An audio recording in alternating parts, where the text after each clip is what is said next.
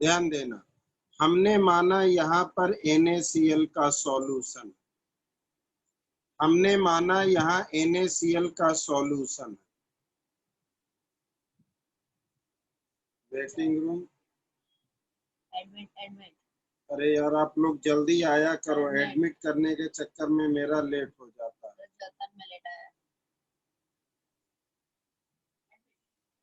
हम बार बार एडमिट ही करेंगे तो फोन हिलता रहेगा। आप लोग से कहते हैं 5 मिनट पहले आ जाया कर। एक कंटेनर है, कंटेनर में इलेक्ट्रोलाइटिक सॉल्यूशन है, एक ऐसा सॉल्यूशन जो एक्वस या मोल्टेन मीडियम में आयन प्रोड्यूस करता है और वो आयन इलेक्ट्रिसिटी कंडक्ट करता है। हमने माना NaCl का सॉल्यूशन है, तो NaCl का सॉल्यूशन है तो इसमें Na+ और Cl- ऑलरेडी पहले से, इनके बीच हमने 2 इलेक्ट्रोड डाला है और इस इलेक्ट्रोड को 2 टर्मिनल से कनेक्ट कर रहे हैं, एक पॉजिटिव टर्मिनल से, एक नेगेटिव टर्मिनल से। जैसे ही करंट पास करेंगे, हमारे पास 2 आयन ऑलरेडी इसके अंदर में है, 2 आयन ऑलरेडी इसके अंदर में है। जैसे ही करंट पास करेंगे, पॉजिटिव नेगेटिव की तरफ अट्रैक्ट होगा, नेगेटिव पॉजिटिव की तरफ अट्रैक्ट होगा, कारण opposite charge attract each other. तो पॉजिटिव नेगेटिव ये है, नेगेटिव इधर जाते वक्त इलेक्ट्रॉन को लॉस करता जाएगा, इलेक्ट्रॉन को लॉस करता जाएगा और ये इलेक्ट्रॉन पॉजिटिव गेन करके इलेक्ट्रोड पर जमा होगा। तो हमने कहा करंट पास होते वक्त पॉजिटिव नेगेटिव की तरफ, नेगेटिव पॉजिटिव की तरफ मूव करेगा और इस पे डिपॉजिट हो जाएगा। मूव करने के बाद डिपॉजिट हो जाएगा। तो डिपॉजिट होते समय नेगेटिव इलेक्ट्रॉन लॉस करके डिपॉजिट होगा, पॉजिटिव इलेक्ट्रॉन गेन करके डिपॉजिट होगा।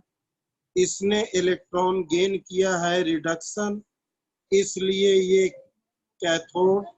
इसने इलेक्ट्रॉन लॉस किया है ऑक्सीडेशन, इसलिए ये एनोड।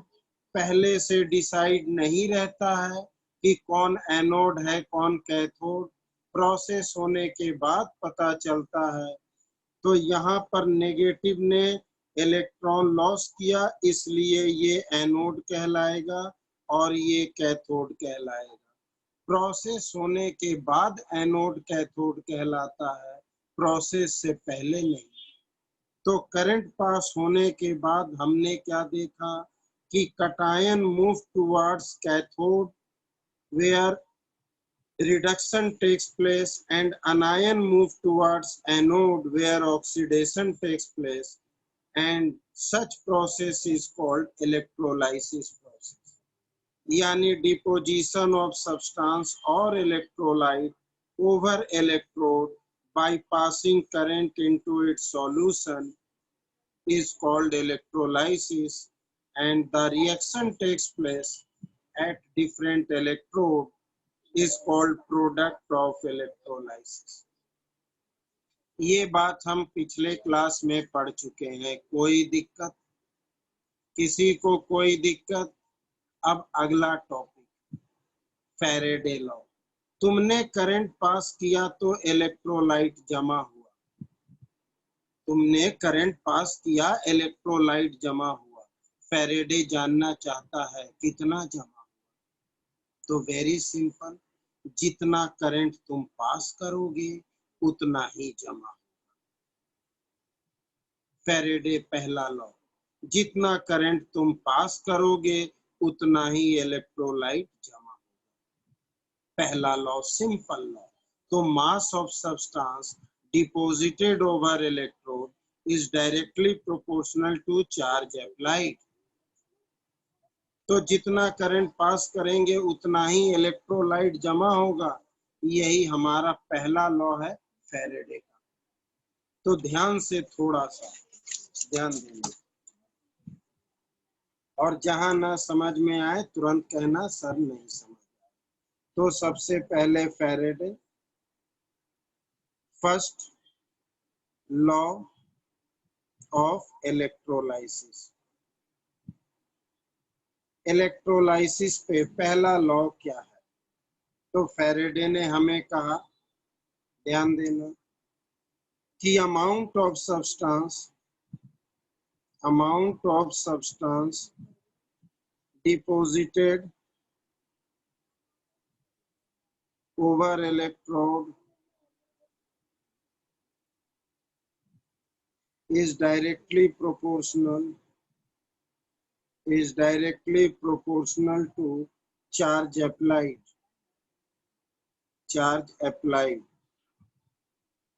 जितना ज्यादा चार्ज अप्लाई करेंगे उतना ज्यादा अमाउंट यानी मास डिपॉजिट होगा, यानी mass is proportional to charge applied. और प्रोपोर्शनल हटेगा तो एक कांस्टेंट टर्म आएगा जिसे हम बोलते हैं इलेक्ट्रोकेमिकल इक्विवेलेंट, यानी कि Z यहाँ पर कांस्टेंट है जिसे हम इलेक्ट्रोकेमिकल इक्विवेलेंट कहते हैं।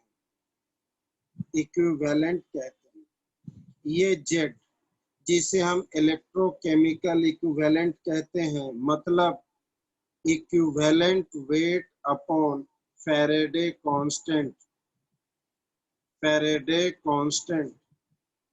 अब ये इक्विवेलेंट वेट क्या है? तो हमने 11th में पढ़ रखा है और अभी भी पढ़ा है नॉर्मेलिटी में। क्या? तो equivalent weight atomic mass upon valency. ये फैराडे कांस्टेंट क्या है? तो फैराडे कांस्टेंट 96500 कूलम है। ये है क्या? ये अमाउंट आया कहाँ से? तो एक्सपेरिमेंटली देखा गया है कि 1 ग्राम इक्विवेलेंट वेट सब्सटेंस को डिपॉजिट करने में जो चार्ज लगता है वो इसके बराबर है। तो दैट इज इक्वल्स टू, यानी कि for 1 gram equivalent weight of substance, that is Faraday constant. और चार्ज किसके बराबर? शायद आप फिजिक्स में पढ़े हो, करंट इनटू टाइम के बराबर। हाँ जी, इतना ज्यादा चार्ज। यस। अब इन सब के वैल्यू को अगर यहाँ पुट किया जाए तो फाइनली हम कह सकते हैं कि mass of substance deposited, mass of electrolyte deposited equals to Z का मतलब ये, मतलब ध्यान देना, atomic mass upon valency into 96500 coulomb into charge current into time. तो this is the mass of substance deposited over electrode. हमने पहले आपको एकदम शुरू से चलो फिर से चल रहे, ध्यान देना। हमने पिछले क्लास में पढ़ा कि करंट सप्लाई करेंगे तो पॉजिटिव नेगेटिव पर, नेगेटिव पॉजिटिव पर जमा होगा। जमा होते समय एक इलेक्ट्रॉन लॉस करेगा, एक इलेक्ट्रॉन गेन करेगा। इस वजह से इसे कैथोड, इसे एनोड नाम दिया गया। प्रोसेस होने के बाद नाम दिया जाता है। तो करंट पास करने पर कटायन और अनायन जो जमा हुआ, इसे हम इलेक्ट्रोलाइसिस कहते हैं और रिएक्शन को प्रोडक्ट ऑफ इलेक्ट्रोलाइसिस कहते हैं। फैराडे ने ये जानना चाहा कि कितना इलेक्ट्रोलाइट जमा हुआ। तो एक लाइन में जितना ज्यादा आप करंट पास करोगे उतना ज्यादा इलेक्ट्रोलाइट जमा होगा। जितना चार्ज आप पास करोगे उतना ही इलेक्ट्रोलाइट जमा होगा। उसी को हमने यहाँ लिखा है कि amount of substance deposited over electrode is directly proportional to charge applied, first law. यानी मास जो है प्रोपोर्शनल टू चार्ज अप्लाइड। यानी equals to proportionality constant Z, जिसे इलेक्ट्रोकेमिकल इक्विवेलेंट बोलेंगे। इलेक्ट्रोकेमिकल इक्विवेलेंट ये होता क्या है? तो equivalent weight upon Faraday constant. ये इक्विवेलेंट वेट क्या होता है? हमने नॉर्मेलिटी में पढ़ा, ये एटॉमिक मास अपॉन वैलेंसी होता है। और फैराडे कांस्टेंट कितने के बराबर होता है? राउंड फिगर ना लेकर के 96487 या 498 भी ले सकते हैं, आप राउंड फिगर लेना, कोई दिक्कत नहीं। ये चार्ज कितने के बराबर है? तो ये कांस्टेंट है। किसी भी सब्सटेंस का 1 ग्राम इक्विवेलेंट को डिपॉजिट करने में जो चार्ज लगता है वो ये। कोई दिक्कत? किसी को दिक्कत हो बोलना। इन वैल्यू को हमने यहाँ पुट किया, इन वैल्यू को हमने यहाँ पुट किया, तो this is the Faraday law, first law. आगे चले, लास्ट लाइन यही है कि आपने लिखा है कि इलेक्ट्रोकेमिकल इक्विवेलेंट में equivalent weight upon Faraday constant. Faraday constant इतना है, ये अमाउंट है कितना? तो 1 ग्राम इक्विवेलेंट सब्सटेंस को डिपॉजिट करने में कितना चाहिए, ये कांस्टेंट। कोई दिक्कत? अब इन्होंने फर्स्ट लॉ, अब सेकेंड लॉ। सेकेंड लॉ इन्होंने क्या कहा? सेकेंड लॉ में इन्होंने कहा, जरा ध्यान से सुनना। कहता है कि अगर दो सेल सीरीज में कनेक्टेड हो, दो सेल अगर सीरीज में कनेक्टेड हो, ध्यान देना, सीरीज में कनेक्टेड हो,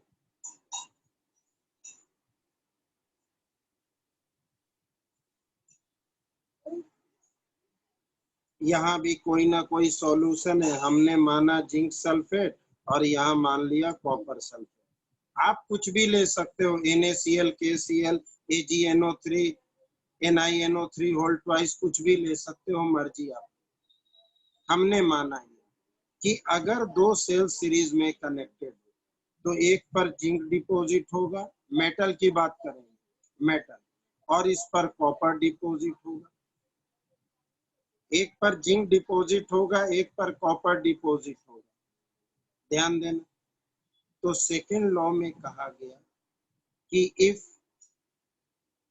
to cells, electrolytic cells, are connected in series, are connected in series, then the ratio of, then the ratio of mass of substance deposited, mass of substance deposited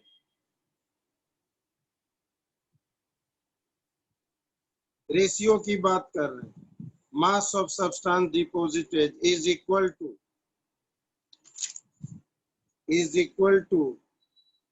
the ratio of their equivalent weight। यानी इस पर zinc, इस पे copper, तो mass of zinc upon mass of copper का जो भी ratio होगा अपने ही इक्विवेलेंट वेट के बराबर होगा, अपने ही इक्विवेलेंट वेट के बराबर होगा।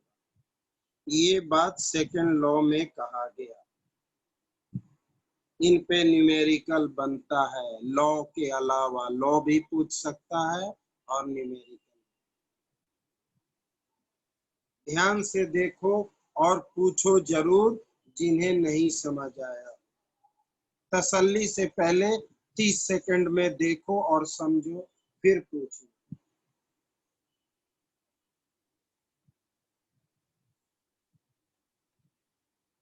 सेकेंड लॉ दोबारा, चलिए कोई बात नहीं, फिर से सुनना, ध्यान देना। सेकेंड लॉ में कहा गया कि अगर दो सेल सीरीज में कनेक्टेड है, सीरीज में कनेक्टेड, तो इन पे जो भी मेटल डिपॉजिट होगा, चाहे जितना भी डिपॉजिट, उनके मास का रेशियो इन्हीं के इक्विवेलेंट वेट के रेशियो के बराबर होगा, ये फिक्स है, एक्सपेरिमेंटली चेक और वेरीफाइड। सेकंड लॉ में ये कहा गया। सॉल्यूशन कोई भी ले सकते हो, मर्जी तुम्हारी, मर्जी तुम्हारी, कोई भी सॉल्यूशन ले लो, कोई दिक्कत।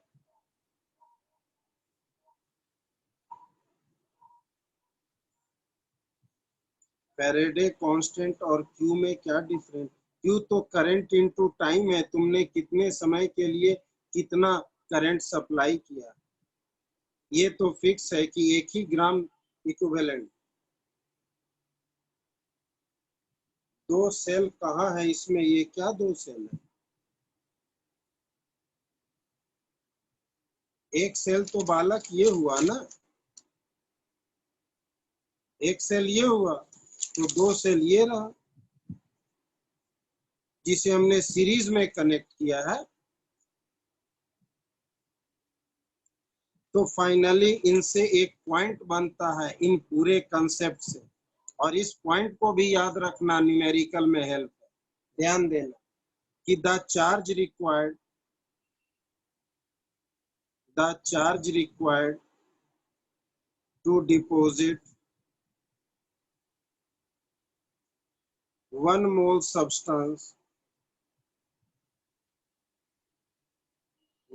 substance is equal to NF. N is the charge on an atom. अभी प्रॉब्लम बताएंगे। तो Q equals to NF। 1 mole substance को डिपॉजिट होने में कितना चार्ज लगेगा? तो इतना।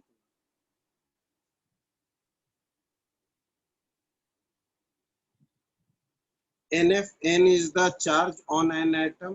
अभी क्लियर हो जाएगा।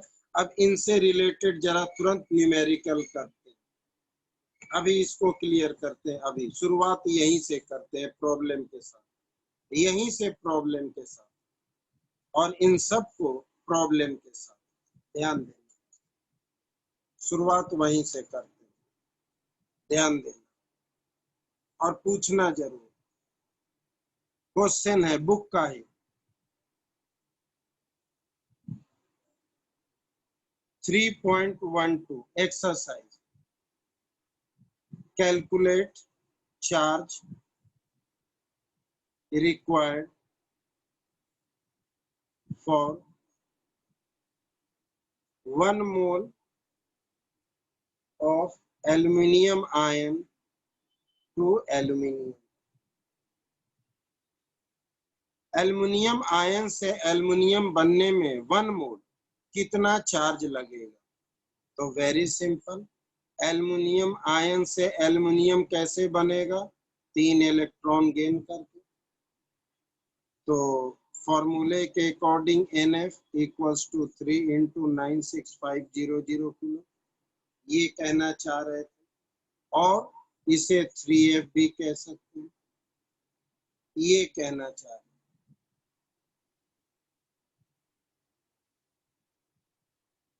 कोई दिक्कत? मान लो थोड़ा सा कॉम्प्लेक्स दिया, इसी का दूसरा पार्ट है, इसी का दूसरा part. 1 mole of MnO4 minus, अभी एक बार फिर 1 mole of MnO4 minus 2 Mn2 plus. एक बार फिर से लिखो, तन्मय नहीं दिखा, दोनों तरफ ध्यान देने से छूट जाता है। इधर देखें, आपके चैट देखें या क्वेश्चन देखें। N क्या है? N is the number of charge, कितना electron, number of electron use किया गया, this is the N। Number of electron use, कुछ भी करा हो, लॉस करा हो, गेन करा हो, कुछ भी करा हो। इसलिए तो एक अनदर एग्जांपल दिए, ये तो सिंपल था। अब इसमें आते हैं, कहता है 1 मोल MnO4 माइनस से Mn2 प्लस में जाना है, MnO4 माइनस से Mn2 प्लस में जाना है, तो इस वक्त कितना चार्ज होगा? तो इस वक्त कितना चार्ज होगा? तो सबसे पहले MnO4 माइनस में Mn पे चार्ज देखना है। यहाँ तो Mn2 प्लस का चार्ज क्लियर है, ध्यान से बाकी लोग को देखने दो। तो x minus 2 into 4 equals to -1, तो x equals to 7। It means इसके अंदर Mn पे 7 चार्ज और यहाँ पर मुझे Mn पे 2 चार्ज। तो 7 से 2 जाने में कितने इलेक्ट्रॉन लगेंगे? 5 इलेक्ट्रॉन। तो therefore Q equals to NF equals to 5F। सारे लोग बोलना जिसे दिक्कत हो, ऐसे ही न्यूमेरिकल मिलेंगे करने के लिए, तो सिंपल भी बताएं और डिफरेंट भी। जिन्हें प्रॉब्लम हो वो बोलना जरूर, जिन्हें प्रॉब्लम है वो बोलेंगे, ना समझ में आए।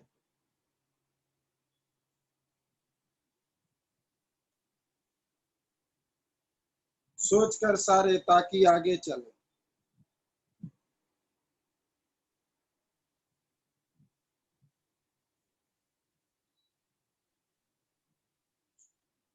Next question. अब जरा, ये तो आपने चार्ज से रिलेटेड, लेकिन हमने तो अभी फैराडे लॉ पढ़ा है, तो जरा फैराडे लॉ पर क्वेश्चन। एक ऐसा क्वेश्चन करते हैं जिसमें दोनों लॉ आ जाए। एक ऐसा क्वेश्चन करते हैं, समझ नहीं आया कौन सी बात? ध्यान देना। 1 मोल ऑफ MnO4 से Mn2 प्लस जाना, तो हमें तो चार्ज निकालने के लिए नंबर ऑफ इलेक्ट्रॉन की जरूरत है। तो इस कंपाउंड के अंदर, आयन के अंदर Mn पे कितना चार्ज है? तो हमने कैलकुलेट किया 11th class redox chapter. Mn को x माने, ऑक्सीजन -2 इंटू 4 इक्वल्स टू -1, तो x इक्वल्स टू 7, यानी इस आयन के अंदर Mn पे 7 चार्ज, मतलब मुझे 7 प्लस से 2 प्लस जाने, तो 5 इलेक्ट्रॉन गेन करके जाएगा, इसलिए Q इक्वल्स टू Na। अगर 1 मोल पे 5 है तो 2 मोल पे 10 हो गया, और क्या। अरे जब 1 किलो आम का रेट मुझे पता है, तो 2 किलो, 250, आधा किलो, कुछ भी पूछे बता देंगे। मेन तो 1 का ही पता करना होता है ना। यूनिटरी मेथड में क्या है, 1 का पता है तो किसी का भी बताएंगे। समझ आया? अब भी बोल रहे हैं, समझ आए तभी हाँ करना, नहीं तो नहीं। आगे चले। नहीं, जिसे भी दिक्कत हो बोल देना, कोई जरूरी नहीं है कि सबको समझ आ गया तो मुझे भी आएगी। तो अब एक ऐसा न्यूमेरिकल करते हैं जिसमें दोनों लॉ शामिल हो जाए, ताकि फिर हम आगे बढ़े। ध्यान देना, बुक का ही है, 3.15। Solution of NiNO3 whole twice electrolyzed by passing 5 ampere for 20 minutes. Calculate Ni deposited। ये सिंपल है, ये वो क्वेश्चन नहीं है जिसमें दोनों आ जाए, इसमें सिर्फ फर्स्ट लॉ आएगा। फिलहाल सिंपल है, ज्यादा नहीं। Calculate amount of Ni deposited. तुम्हें याद रखना पड़ेगा, एटॉमिक मास गिवन होगा, बैलेंस ही तुम्हें खुद बनाना साइड में। अगर हम NiNO3 होल ट्वाइस को तोड़ेंगे तो क्या मिलेगा?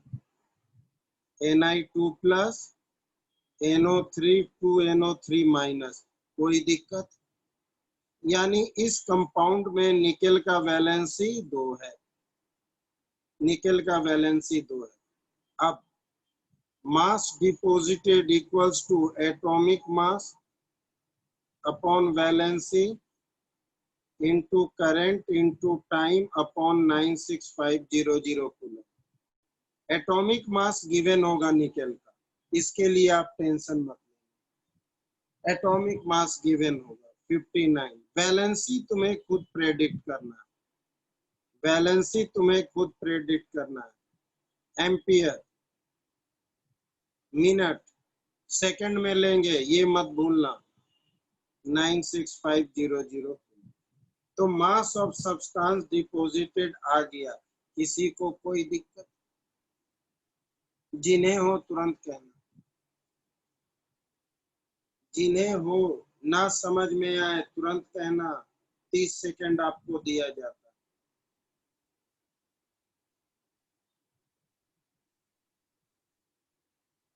कहता है निकेल नाइट्रेट सॉल्यूशन को हमने इलेक्ट्रोलाइज किया। निकेल नाइट्रेट सॉल्यूशन को इलेक्ट्रोलाइज किया। इलेक्ट्रोलाइज का मतलब होता है सॉल्यूशन में करंट पास करना। इलेक्ट्रोलाइसिस का मतलब, अभी अभी हमने इलेक्ट्रोलाइसिस पढ़ा कि सॉल्यूशन में करंट पास करेंगे तो एक पर कटायन एक पे अनायन जमा होगा। तो इसने पूछा कि निकेल कितना जमा होगा, तो फैराडे फर्स्ट लॉ, कितना जमा हो, मास ऑफ Na डिपॉजिट, कितना जमा होगा, तो फॉर्मूला मेरे सामने।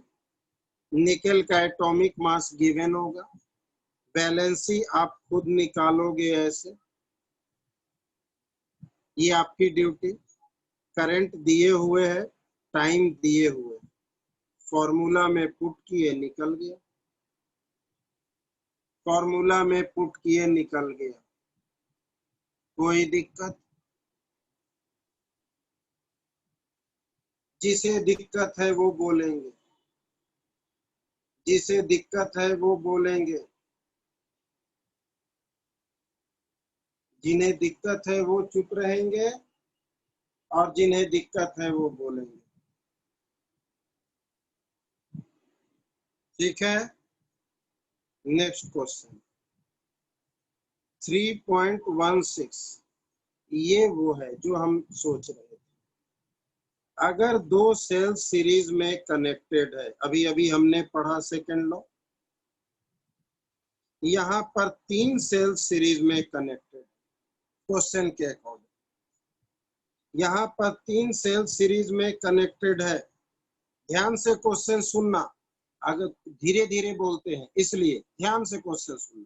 3 सेल सीरीज में connected, zinc sulphate, AgNO3, CuSO4।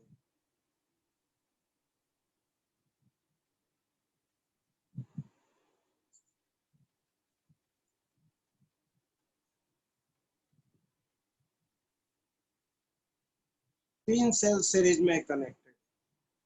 कहता है कि इस सेल में 1.5 एम्पियर करंट पास किया गया, इस सेल में 1.5 एम्पियर करंट पास किया गया।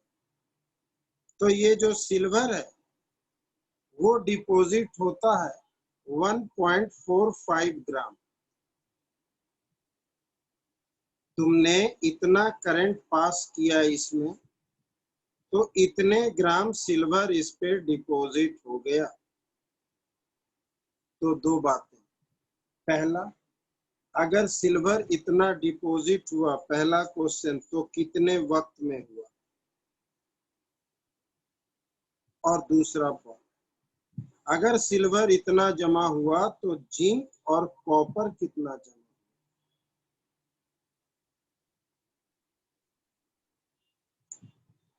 ये कैलकुलेट करना। तो दो बातें, क्वेश्चन समझ आया?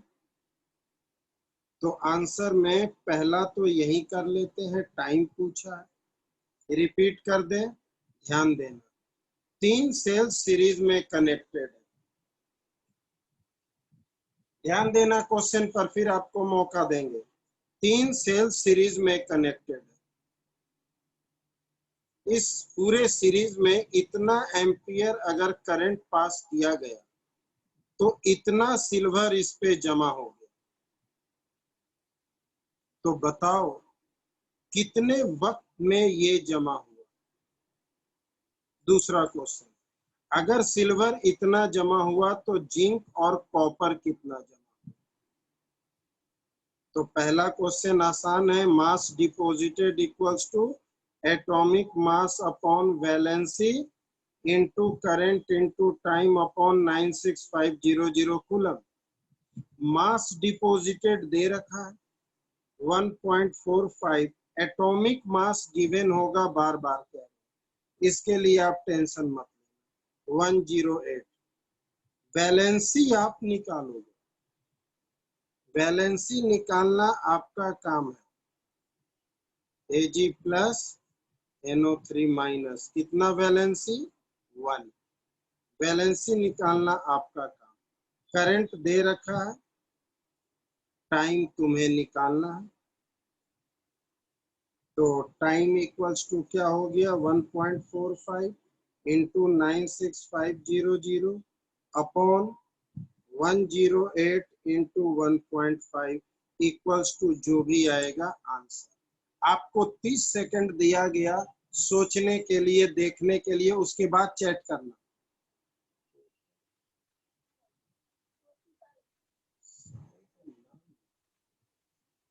हाँ,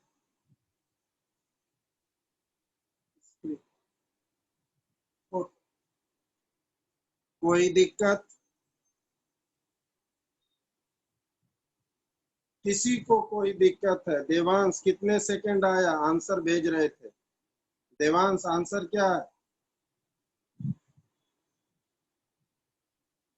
863.7 यानी कि 864 सेकंड।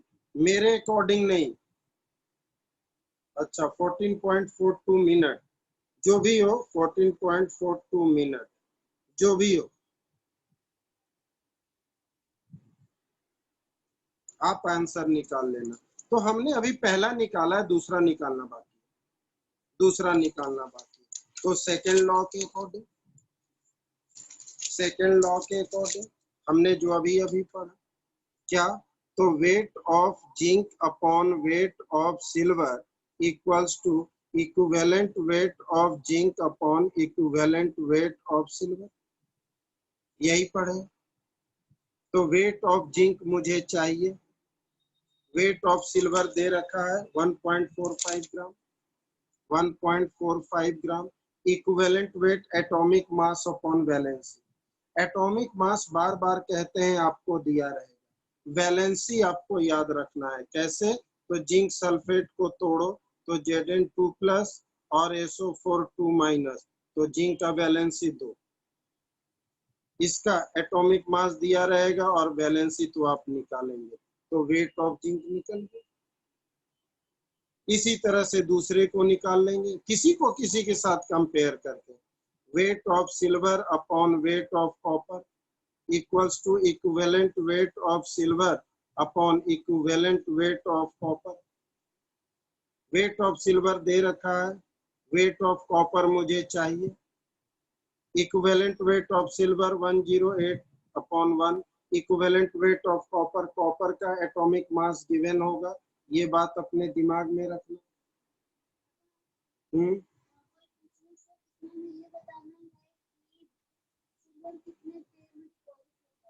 कितने देर में नहीं, कितना डिपॉजिट होता है। पहले क्वेश्चन में बताना है टाइम, कि इतने ग्राम सिल्वर को जमा होने में कितना वक्त लगा, पहले में टाइम बताना। दूसरे क्वेश्चन में बताना है कि अगर सिल्वर इतना जमा हुआ तो जिंक और कॉपर कितना जमा हुआ। पहला क्वेश्चन है, दो क्वेश्चन है। सेकंड समझ नहीं आया, सेकंड समझ इसलिए नहीं आया कि सेकंड में सेकंड लॉ लगेगा। कि अगर कोई दो सेल सीरीज में कनेक्टेड है तो ये सेकेंड लॉ अभी अभी हमने बताया।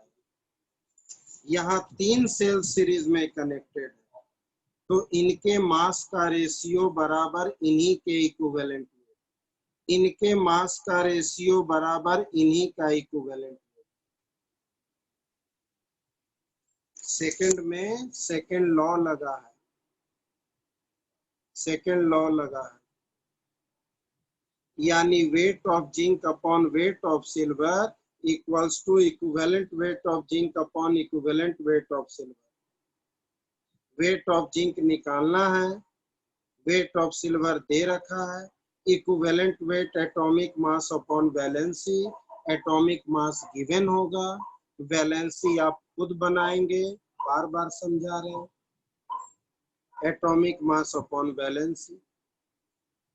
जिंक इसी तरह से निकलेगा, कॉपर भी इसी तरह से, wait of silver upon weight of copper, equivalent weight of silver upon equivalent weight of copper. ये सेकेंड लॉ है हमारा। जिन्हें प्रॉब्लम हो कह दो, बार बार कह रहे हैं, तभी समझ आएगा, अदरवाइज नहीं। सब लोगों के लिए जिन्हें प्रॉब्लम है साफ शब्दों में कह दो।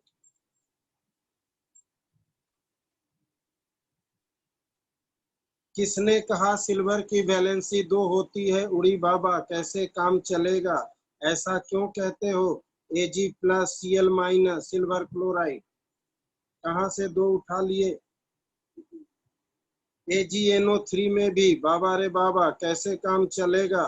ऐसे क्यों बोलते हो? Ag प्लस NO3 माइनस, कहाँ से आपने 2 वैलेंसी उठाया?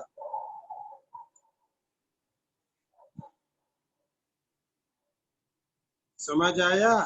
अपनी परेशानी शेयर कीजिए, कोई दिक्कत नहीं, आप अपनी परेशानी शेयर कर सकते हो। जो बात ना समझ में आए साफ कह दो, सर नहीं समझ आया।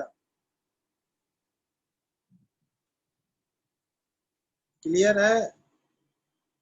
आगे चलें। उम्मीद करते हैं आपको फैराडे लॉ पूरी तरह से न्यूमेरिकल के साथ समझ आया।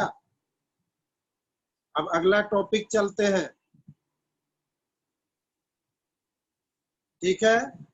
नेक्स्ट है हमारा कंडक्टेंस एंड रेजिस्टेंस। ध्यान देना थोड़ा सा, बहुत स्लाइड फिजिक्स का कंसेप्ट। इधर इधर देखिए, नो कमेंट, यहाँ देखिए, कंडक्टेंस एंड रेजिस्टेंस, एकदम शांत होकर के देखना, चुप करके। रेजिस्टेंस नया topic, conductance and resistance.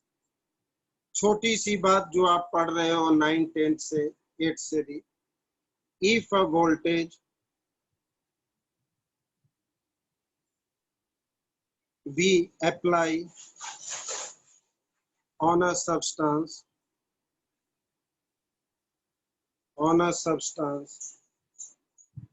due to which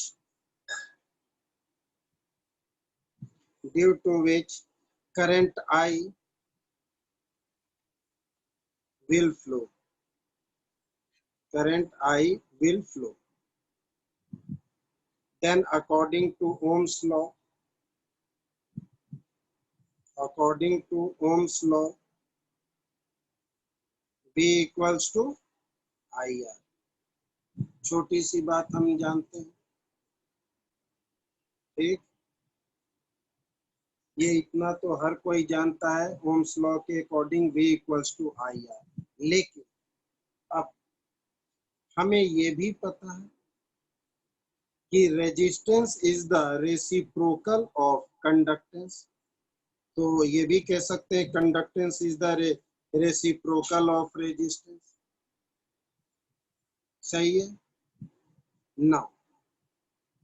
हम ये भी कह सकते हैं resistance is directly proportional to length and inversely proportional to area of cross section. और प्रोपोर्शनल हटेगा तो एक कांस्टेंट टर्म आएगा, यानी रो इनटू L अपॉन A। ये फर्स्ट इक्वेशन। थोड़ा रुक कर चलेंगे ताकि बाद में कोई ये ना बोले सर कुछ समझ नहीं आया। किसी को कोई दिक्कत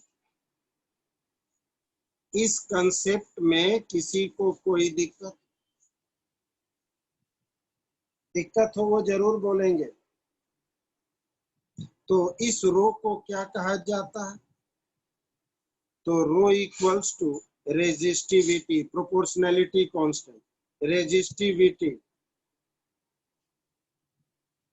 रेजिस्टिविटी पूरी बात सुनना, और स्पेसिफिक रेजिस्टेंस, दोनों में से कुछ भी कह दो। तो ठीक उसी तरह से जिस तरह से रेजिस्टेंस और कंडक्टेंस का रिलेशन है, एक बार रिपीट करते हैं, रुक जाना। जिस तरह से ये रिलेशन है कि रेजिस्टेंस का रेसिप्रोकल कंडक्टेंस है, तो रेजिस्टिविटी का रेसिप्रोकल कंडक्टिविटी, रेजिस्टेंस का रेसिप्रोकल कंडक्टेंस, तो रेजिस्टिविटी का रेसिप्रोकल कंडक्टिविटी। तो कह सकते हैं कि the reciprocal of resistivity is called, ध्यान से देखना, कंडक्टिविटी और स्पेसिफिक कंडक्टेंस। पढ़ते समय कंडक्टेंस आपको याद रखना पड़ेगा, किस किस नाम से पुकार रहे हैं, और कापा जिसे के से डिनोट करते हैं, और कापा इसे हम 3 नाम से पुकारते हैं। तो इसका मतलब K equals to 1 upon rho, या rho equals to 1 upon K, कुछ भी कह। जिन्हें प्रॉब्लम है अभी हम फिर से आपको बताएंगे, थोड़ा सा और आगे बढ़ते हैं। Put this value in equation first, put this value in equation first. अभी कोई चैट मत करना, सारे लोग ध्यान से देखना। कापा की वैल्यू डिपेंड करेगा सब्सटेंस पर। कांस्टेंट तो है, लेकिन हर सब्सटेंस का रेजिस्टेंस अलग होता है, कंडक्टेंस अलग होता है, उनके नेचर पे डिपेंड करेगा। सबके लिए अलग अलग वैल्यू होगा। एक सब्सटेंस का फिक्स होगा, लेकिन हर सब्सटेंस का अलग होगा। तो ध्यान देना, put this value in equation first. तो लिख सकते हैं फ्रॉम इक्वेशन फर्स्ट, 1 आर की जगह ये लिखने जा रहे हैं 1 अपॉन सी, ध्यान देना, इक्वल्स टू रो की जगह ये लिखने जा रहे हैं 1 अपॉन के इंटू एल अपॉन ए। इसे क्रॉस कर दो तो K equals to C into L upon A. हर कीमत पे आपको याद रखना, या specific conductance equals to conductance into, इसे सेल कांस्टेंट माना गया, सेल कांस्टेंट। ध्यान देना। अब तो सेल कांस्टेंट क्या हो गया मेरे पास? Cell constant equals to L upon A. थोड़ा ध्यान से देखना, इसे हम जी स्टार से डिनोट करते हैं, जी स्टार से सेल कांस्टेंट को। अब थोड़ा ध्यान देना, हमने कहा ये सेल कांस्टेंट, अगर सी के जगह पर हम 1 अपॉन आर लिख दें तो आर इधर चला जाएगा, यानी कि सेल कांस्टेंट इक्वल्स टू के इंटू आर भी लिख सकते हैं। ये आपको हर वक्त याद रखना है। यूनिट तो भूलना मत, न्यूमेरिकल यूनिट पे ही बेस्ड है। यूनिट इधर उधर हो गया, न्यूमेरिकल गया। यूनिट किसका? के का। सी का मतलब कंडक्टेंस, रेजिस्टेंस का ओम होता है, तो यहाँ ओम इनवर्स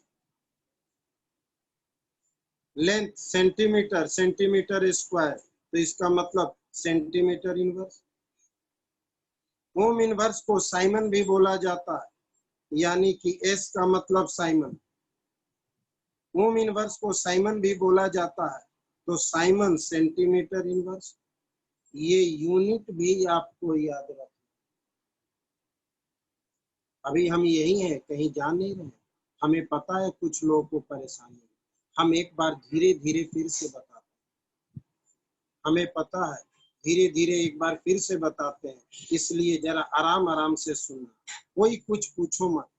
हम फिर से बता रहे हैं, बहुत ध्यान से तुम लोग सुनना, फिर उसके बाद कुछ पूछना, तभी बेनिफिट।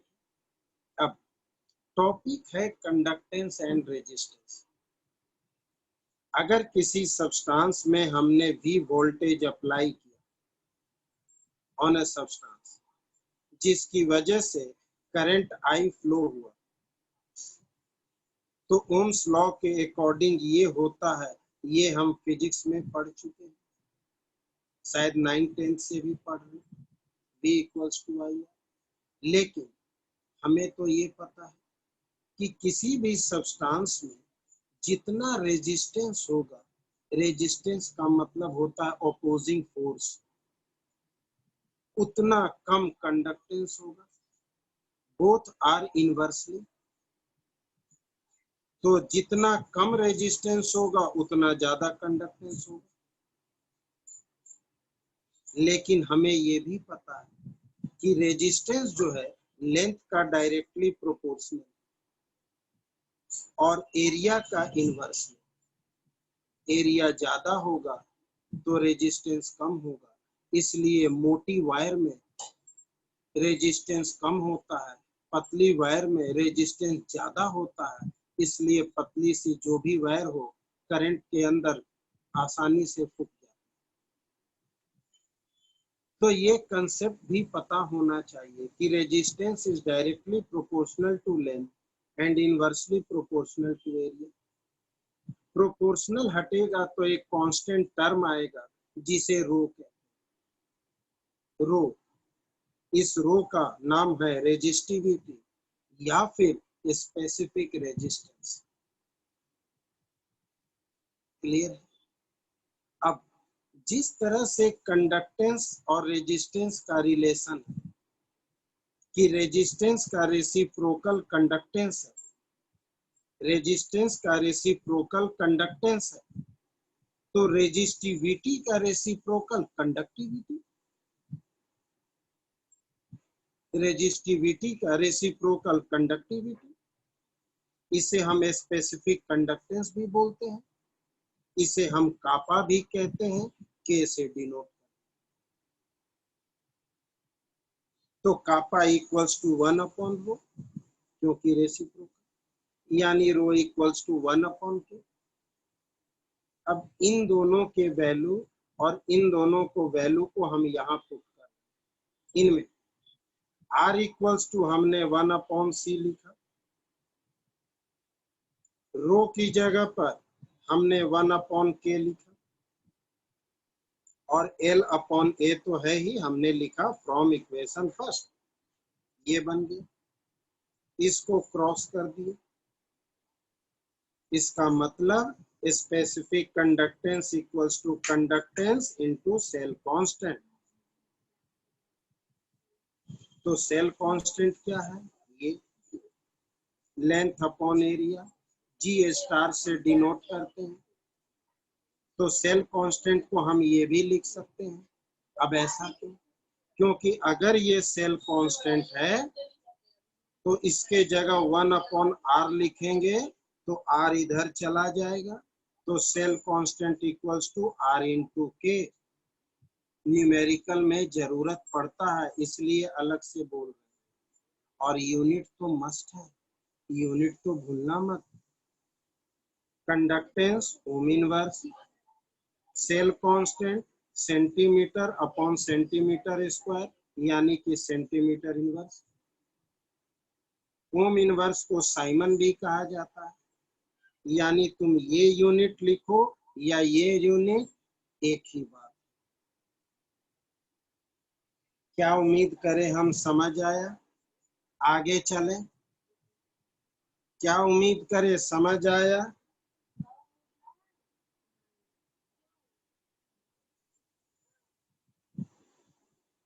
चले हम?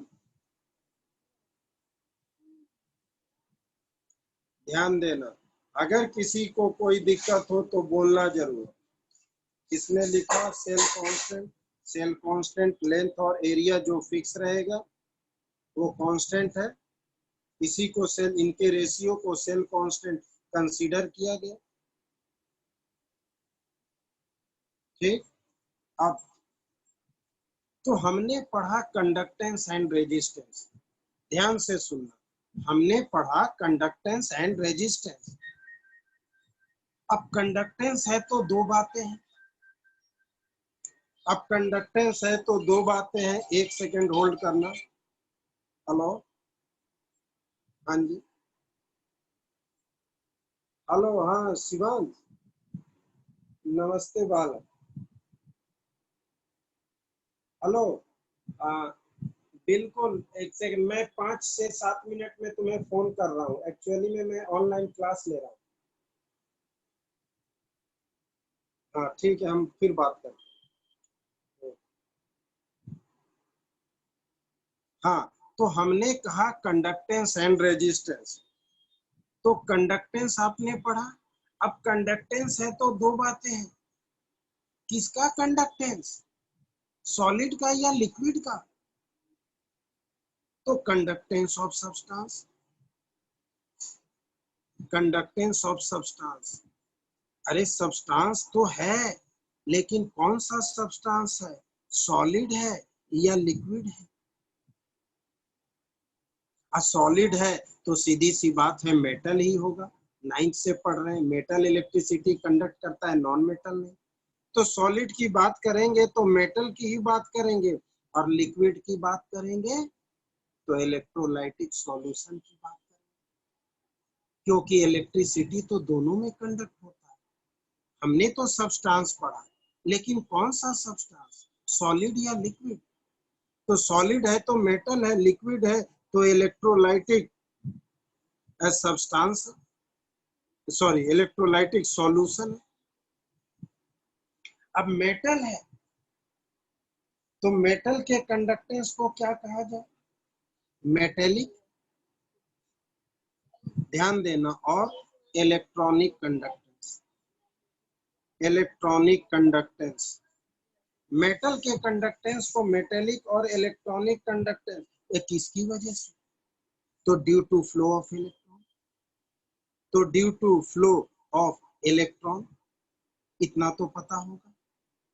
अब अगर सॉल्यूशन है तो सीधी सी बात है, सॉल्यूशन के कंडक्टेंस को क्या बोला जाए?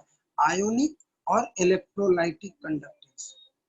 नहीं, आयोनिक और इलेक्ट्रोलाइटिक कंडक्टेंस, इलेक्ट्रोलाइटिक कंडक्टेंस। अब ये नाम है तो ये तो इलेक्ट्रॉन की वजह से, ये किसकी वजह से? आयन की वजह से, आयन की वजह से। एक सेकंड, तो due to ions, due to ions, ions की वजह से। समझ आ रहा है? क्या हर किसी को समझ आ रहा है? बोलना जरूर।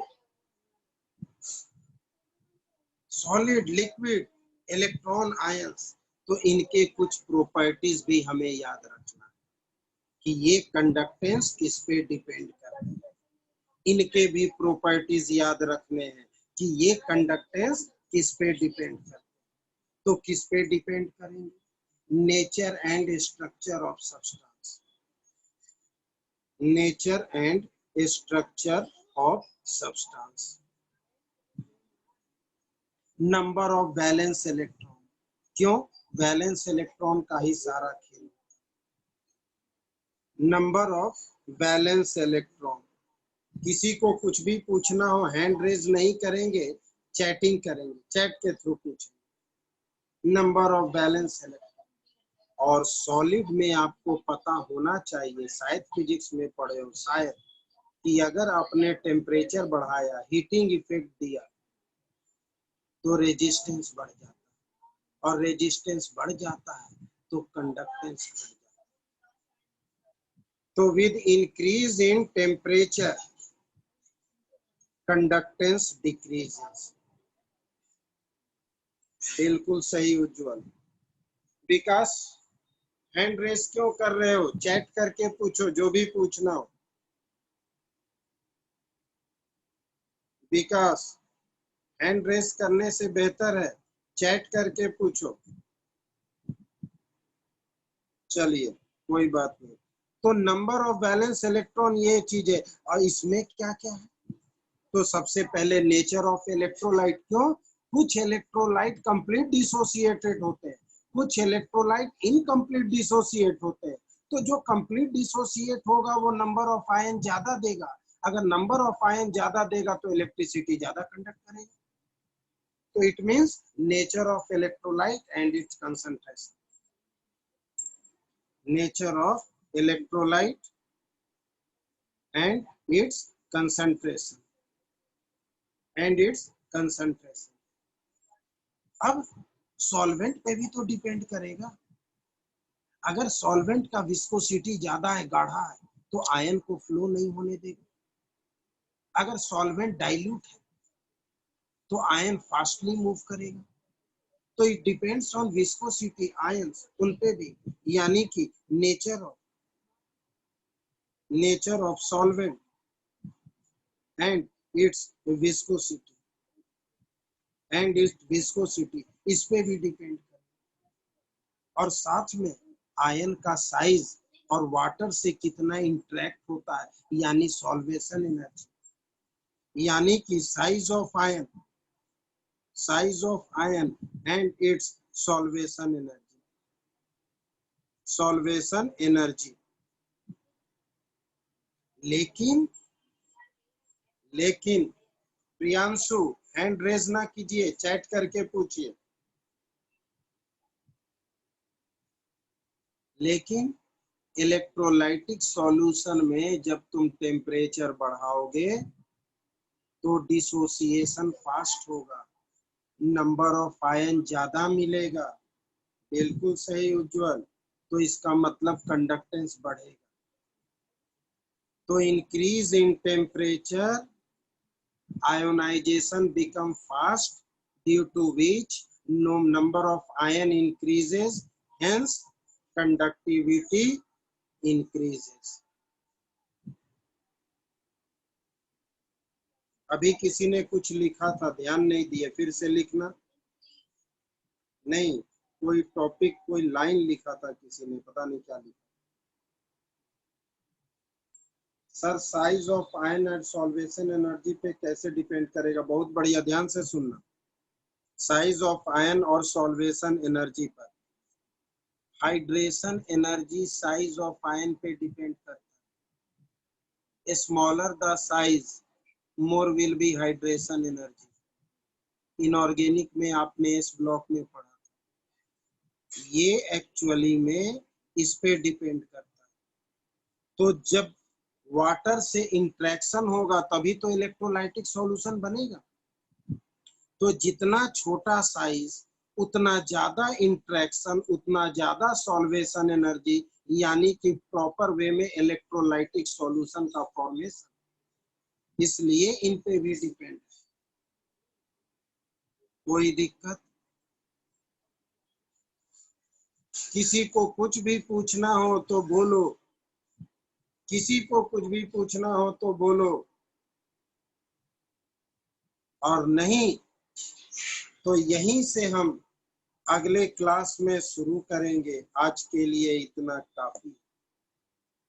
ठीक, ओके।